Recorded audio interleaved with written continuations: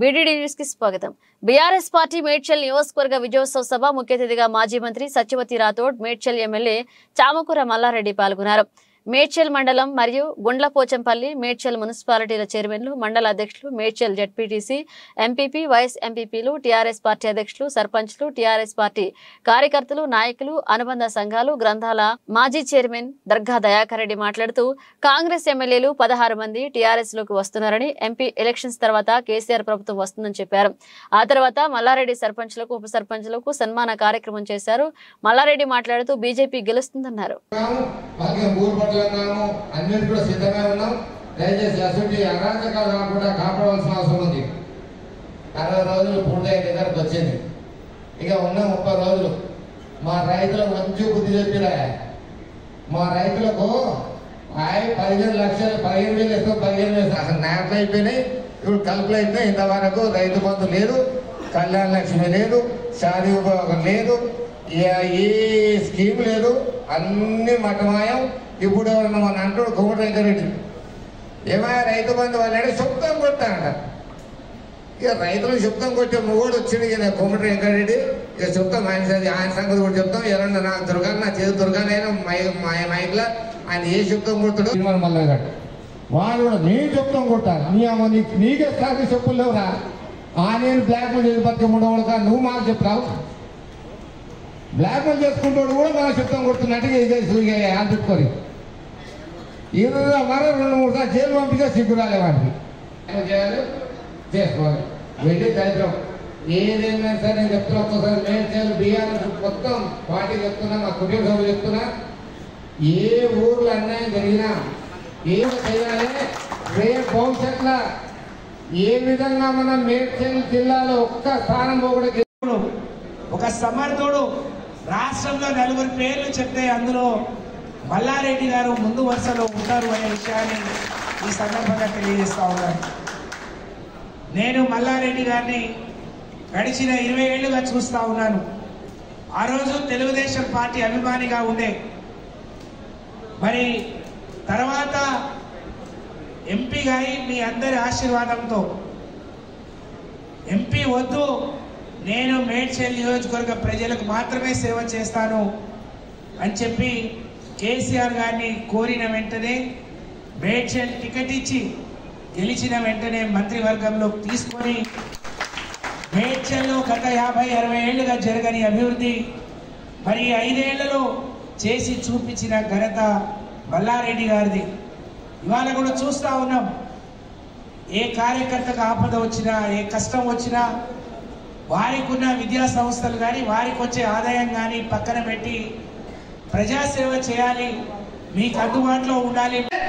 కొడుకులు కోడళ్ళు మీరే,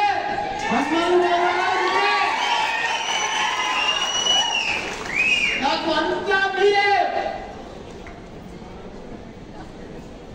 మీరు లేని నాకు లేదు. నా జీవితం అంతా కూడా నా కంఠంలో ప్రాణం ఉన్నంత వరకు మల్లారెడ్డి ఏదో డైలాగ్ కొడతాను, సినిమా డైలాగ్ కాదు ఇది. అక్క నువ్వు నవ్వకు, నేను నిజంగా చెప్తున్నా. మీరు గత 10 సంవత్సరాల సత్తి కూడా చూస్తున్నాను. నన్ను 5 ఏళ్ళు ఎంపీగా చూసిండ్రు. నేను ఢిల్లీ పోయి వస్తా ఉన్నా, నాకు మంచిగా అనిపించలేదు. మా సీఎం కేసీఆర్ గారికి చెప్తే ఇమీడియట్ గా నువ్వు ఎమ్మెల్యే అయిపో అని చెప్పేసి ఎమ్మెల్యే ఇచ్చాడు. ఇమీడియట్ గా ఎమ్మెల్యే వెళ్దామని మంత్రి ఇచ్చాడు. నేను కళలో ప్రాంతంలో నాకు మంత్రి వస్తుందని. ఆ మంత్రి అయినాక 2 ఏళ్ళు కరోనాలో ఉండే మంత్రి ఉన్నాయి, హాస్పిటల్ ఉన్నాయి. నేనేమైనా సేవ చేయాలని చెప్పి నా హాస్పిటల్లో అందరికి కూడా ఉచితంగా సేవ చేశాను. నా హాస్పిటల్ కాకుండా అల్లుడికి హాస్పిటల్, మా తమ్ముడికి హాస్పిటల్, ఏదైనా 4 హాస్పిటల్ పెడితే ప్రజలందరూ కూడా ఎక్కడ వాళ్ళు అర్థం కాలేదు, ఫ్రీ సేవ కూడా అంత డిమాండ్ తీసుకొచ్చింది. రూపాయి లేకుండా అల్లుడుగా తెలంగాణ చేసి 3 లక్షల మెట్రిక్ టన్నుల ధాన్యం పండించిన ఘనత, దేశానికి అన్నం పెట్టేటట్టు తీసుకొచ్చిన ఘనత అది ఎవరు చేసిరు? ఆయన మన కేసీఆర్ చేయలేదా? వీళ్ళ మొక్కలకు, కాంగ్రెస్ వాళ్ళ మొక్కలకు ఎవరు చేసారు? ఇంత పంట ఎక్కడైనా చూసినామా? ఇన్ని ఒడ్లు వండేది ఎక్కడైనా చూసినామా? రైస్ మిల్లు సరిపోతలేవు, రోడ్లు సరిపోతలేవు.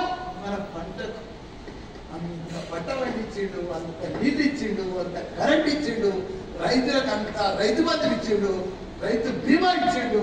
ఇవన్నీ కాంగ్రెస్ మాయ మాటలు చెప్పింది, మోసం చేసింది కాంగ్రెస్, మోసపూరిత మాటలు చెప్పింది. వచ్చింది ప్రభుత్వం, రమ్మంటున్నాం, మేము స్వాగతిస్తున్నాం. కానీ మీరు మాలాగా పనిచేయండి. మరి ఏమంటే పొందు పెడుతుంది ఆయన, కరెంట్ ఇచ్చినందుక, దాబునీరు ఇచ్చినందుక, ఇచ్చినందుక, రైతు బంధు ఇచ్చినందుక, దేనికోసం పొందు పెడతావు? ఆయన ఏం తప్పు చేసింది నువ్వు పొందబెట్టావు?